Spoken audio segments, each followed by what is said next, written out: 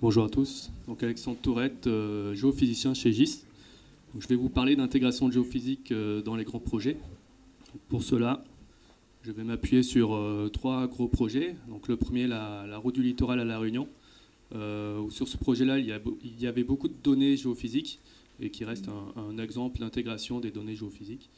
Je vais vous parler ensuite d'un viaduc en Algérie, où là on a eu un peu plus de difficultés à intégrer la géophysique, puisque les prescriptions n'étaient pas forcément respectées par nos prestataires. Et puis enfin, un projet minier en Indonésie, où là nous avons obtenu de bons résultats suite à la réinterprétation d'une campagne électrique. Donc, en premier lieu, la nouvelle route du littoral. C'est un projet pour mettre en sécurité l'actuelle RN1 entre Saint-Denis et la Possession, qui est actuellement en pied de falaise et soumis à des forts risques d'éboulement. Donc le projet prévoit de déporter la route en mer via un viaduc de 5,4 km entre Saint-Denis et la Grande Chaloupe, donc Saint-Denis et la Grande Chaloupe, et puis ensuite en partie en digue entre la Grande Chaloupe et la Possession. Donc Aegis est intervenu ici en tant que concepteur de la route et puis en ce moment en tant que maître d'œuvre. Donc la géophysique sur le projet était plutôt très nombreuse. On a eu des données initiales provenant de 3 campagnes, de 3 prestataires différentes, avec un total de 67 flûtes coulées et puis 2 profils en long de 6 km. On a eu des campagnes additionnelles en phase projet et puis exécution qui se sont intéressées à notamment en phase projet à des zones un peu plus incertaines, comme les ravines, comme les pointes rocheuses. Puis en phase d'exécution plutôt sur chaque pile du viaduc. Et puis enfin, la géophysique était présente sur les zones d'emprunt avec des investigations électriques et sismiques sur 3 zones d'emprunt potentielles. Bon, aujourd'hui, je vais me concentrer plutôt sur le premier point, où, comme je l'ai dit, on avait l'analyse des données géophysiques initiales qui provenaient de 3 campagnes différentes, avec des résultats du coup très différents en fonction des prestataires. On avait des interprétations de certains profils en bicouche ou tricouche. Une autre campagne avec des résultats beaucoup plus détaillés. Et puis enfin, on avait une campagne qui a présenté des résultats un peu plus de sismique en tomographie sismique, et dont il a fallu un petit peu harmoniser toute cette géophysique, recaler aussi sur la même base de sondage, puisqu'on a vu des sondages réalisés dans le temps. Et puis on a également réalisé un travail de réinterprétation sur certaines zones qui le méritaient, car géologiquement plus complexes. Et une fois ce travail réalisé, on a pu corréler les vitesses sismiques aux formations géologiques.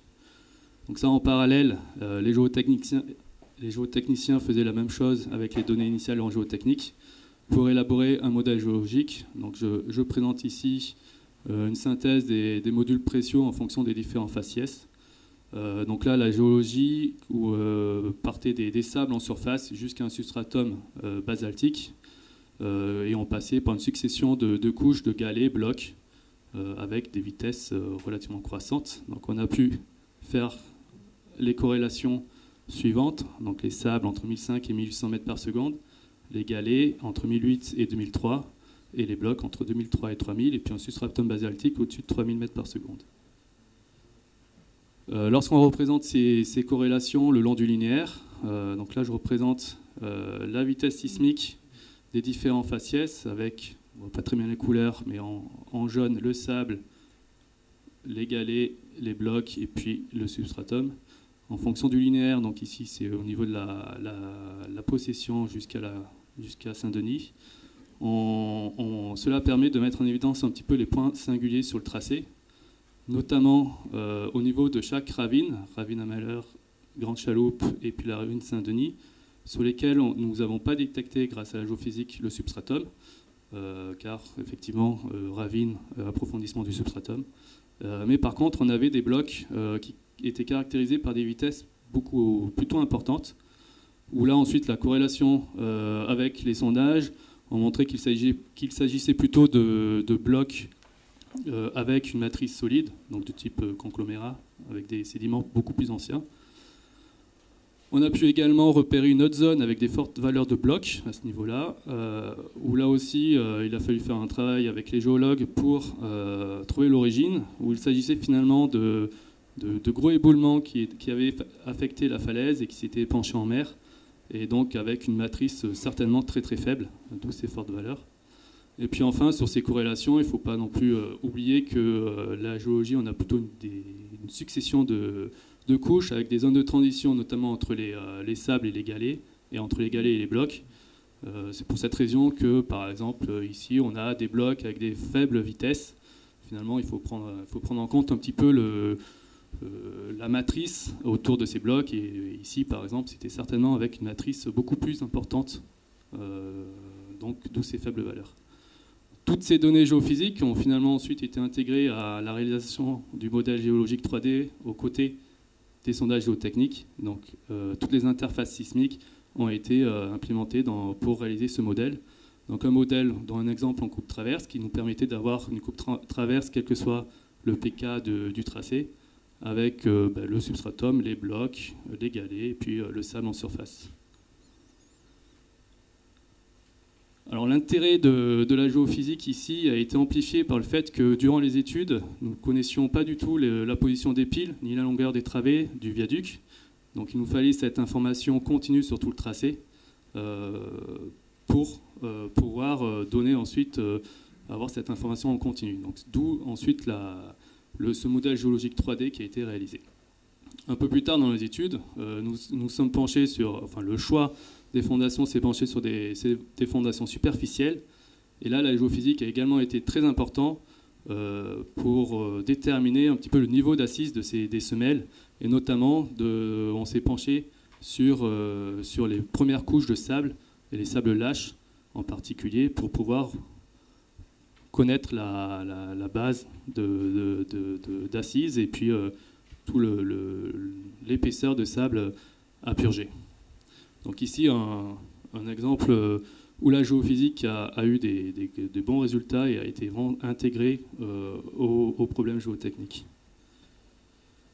Je passe au deuxième exemple. Donc on est en Algérie sur l'autoroute pénétrante de Djendjen, qui est une autoroute de 110 km qui relie le port de Djendjen à l'autoroute Est-Ouest.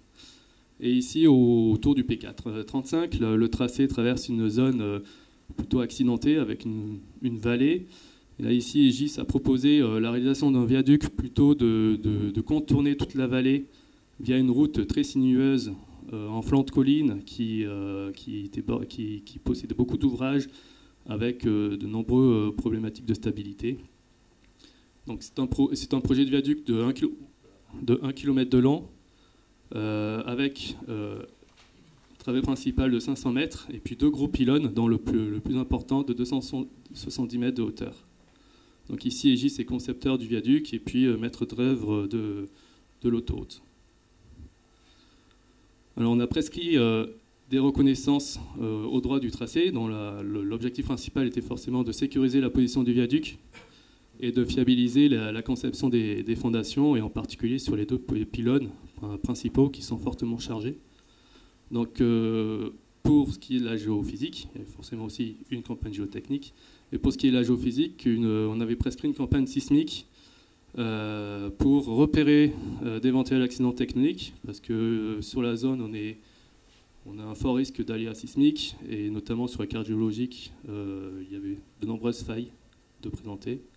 Et puis pour les fondations, de déterminer les épaisseurs de recouvrement.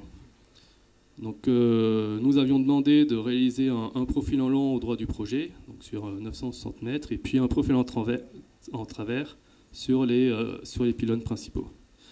On avait demandé des bases de 240 mètres de long, 48 traces, avec 7 tirs, et donc une source explosive pour avoir de l'énergie, et une interprétation par la méthode du plus-minus accompagnée d'une tomographie sismique.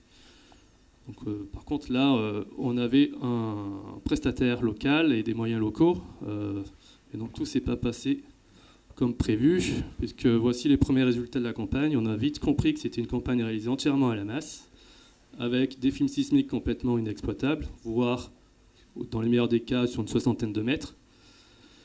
Et du coup, là, tout simplement, on a demandé à ce que la campagne soit refaite avec une source plus importante, une source explosive.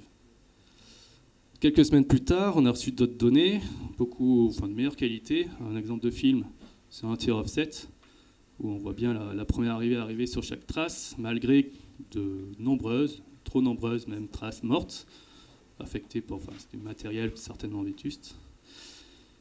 Et en expertisant le rapport, on a vite compris que le prestataire maîtrisait pas très bien le traitement, puisqu'il nous fournissait 3 interprétations sur chaque profil. Une interprétation dite selon la méthode du plus-minus, où là on n'a pas vraiment compris ce qu'ils ont fait. Aussi, ils ont calculé une sorte de délai entre les tirs offset, mais après derrière on ne savait pas trop. Une interprétation par les méthodes des intercepts, donc méthode classique d'interprétation de la sismique réfraction, mais dont le résultat était pas très géologique, ou du moins assez bizarre.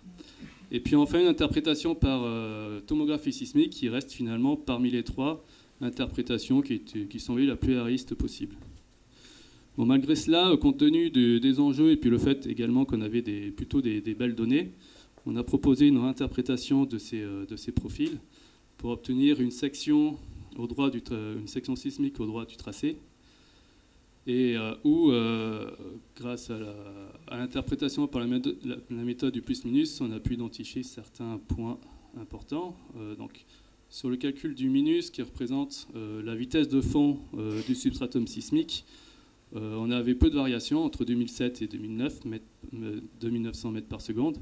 Par contre, les variations étaient beaucoup plus importantes dans le plus, qui représente le délai, donc la couverture au-dessus de ce substratum sismique. Et notamment en fond de vallée, on a repéré 2 accidents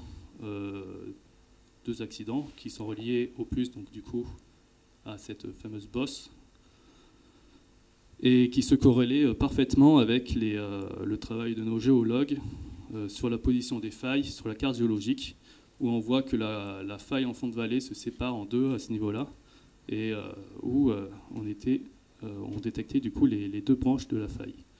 On a également repéré un autre accident un peu plus gênant, celui-ci, parce qu'il se trouvait à proximité immédiate du pylône, de la pile P4, mais par la localisation assez précise de cet accident, on est légèrement à l'amont. Donc cette section sismique a ensuite directement été intégrée au profil en long géotechnique aux côtés des sondages. Donc un grand intérêt du coup pour la localisation de ces accidents visibles en sismique. Un autre intérêt, c'est également le fait que nous avons des données sur tout le linéaire et pas seulement ponctuellement sur le droit des fondations. Puisque sur ces pylônes qui font quand même de grande taille, où la descente de charge est importante, qui nécessitent certainement des fondations très importantes et donc des terrassements très importants, il y a des ouvrages annexes de soutènement au niveau des terrassements qui ont été finalement dimensionnés grâce aux données géophysiques, parce que les sondages n'étaient pas présents à cet endroit-là. Donc voilà un deuxième exemple. Et puis enfin, un troisième exemple de projet, d'un projet minier en Indonésie. Donc c'est un projet de mine de nickel associé à une usine de traitement et toutes les infrastructures qui va avec. Et il y avait sur ce projet une forte demande en matériaux pour l'ensemble des infrastructures. Donc l'enjeu financier, c'était de trouver ces matériaux sur site. Donc on a investigué de nombreuses zones potentielles pour des zones d'emprunt. Et notamment, là, je vais présenter une campagne électrique en fond de vallée, la Wazir River, où il a été réalisé une succession de panneaux électriques sur près de 1 km. Et là, ici, Aegis était aussi en conception, en phase de faisabilité. Donc, sur cette campagne électrique, donc c'était une méthode électrique qui était très bien adaptée ici, puisque géologiquement on avait un fond de vallée avec des matériaux alluvionnaires, des sables jusqu'au bloc, qui présentaient des résistivités importantes. Et puis on avait la particularité d'avoir un rocher très conducteur, composé de roches ultramafiques et serpentinite. Et du coup, ce qui a permis de bien séparer les alluvions au substratum, j'y viens après. Donc, ici, on a intervenu sur l'expertise du rapport, qui, malgré les conditions difficiles sur site, on avait des données correctes. On a quand même pointé quelques problèmes matériels ou de couplage d'électrodes au niveau des données. Et puis surtout, il y avait un autre problème gênant, c'était une surinterprétation un petit peu de tous les artefacts d'inversion, comme ici, où on voit que la convergence d'une patate très résistante et très conductrice liée aux problématiques d'inversion a été interprétée comme des failles. On avait également ici notre exemple d'interprétation de failles qui était finalement liée juste à un mauvais couplage d'électrodes. Donc des données difficiles à intégrer en l'état. Donc là aussi, nous avons proposé une interprétation de ces panneaux électriques où on s'est finalement concentré dans un premier temps au filtrage des données pour éliminer vraiment toutes les voies perturbées et les électrodes concernées, que ce soit en injection ou en réception. Et puis on a un petit peu adapté les paramètres d'inversion pour un petit peu améliorer le contact entre les alluvions et le substratum. Et bien sûr l'ensemble avec la corrélation avec les sondages géotechniques. Sondages géotechniques qui ont également fait l'objet de réinterprétations par nos géotechniciens. Donc un exemple de résultat de comparaison entre avant et après. Finalement, on voit qu'on a supprimé un petit peu tous les artefacts d'inversion. On a également une meilleure limite entre le substratum et les alluvions. Et une corrélation avec les sondages qui est aussi très correcte. On a pu, grâce à ces sondages, effectuer les corrélations suivantes avec un substratum qui était inférieur à 30 ohms-mètres, les alluvions fins qui étaient caractérisés avec des résistivités entre 30 et 100 ohms-mètres, et des alluvions plus grossiers avec des résistivités supérieures à 100 ohms-mètres. Donc on a amélioré la cohérence également entre les profils. Ici, je représente un petit peu la synthèse en 3D des différents panneaux électriques, où on voit finalement que on arrive à séparer un petit peu les parties conducteurs donc du substratum avec les alluvions. Et on a également la notion de résistivité. Plus la résistivité est importante, plus elle caractérise des matériaux grossiers et des blocs de plus en plus gros. Et à partir de là, cette campagne et ces données ont été intégrées jusqu'à un calcul de volume de matériaux exploitables, avec une limite prise à 100 mètres où on a pu calculer l'iso-surface de ces 100 mètres et calculer un volume finalement de matériaux exploitables. Donc là aussi, c'est un exemple de géophysique qui est directement intégré aux études et qui a une plus-value assez importante. En conclusion, je vous ai présenté trois exemples de projets où la géophysique finalement avait un rôle et un point important.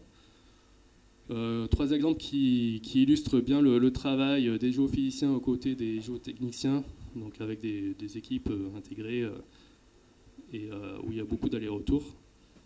Et trois exemples où finalement l'analyse poussée des données géophysiques a été plutôt très utile à l'amélioration du modèle géologique et géotechnique et pour la conception des ouvrages. Voilà, merci pour votre attention.